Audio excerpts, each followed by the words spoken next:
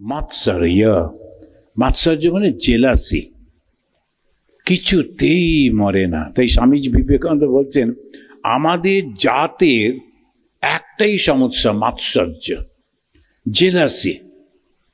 একটু যেই কেউ এগোতে যাচ্ছে অন্য সবাই মিলে তাকে টেনে নামিয়ে খুব নিশ্চিন্ত, কেননা ওই জেলাসিতে একদম মরে যাচ্ছি আমরা।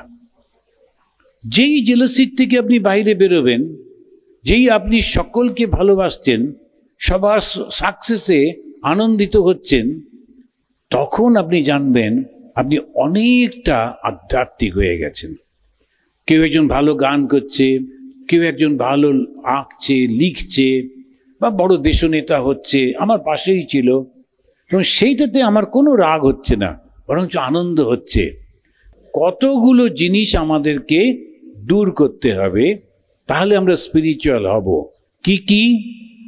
কাম, ক্রোধ, লোভ, মোহ, মদ আর মাৎসর্য।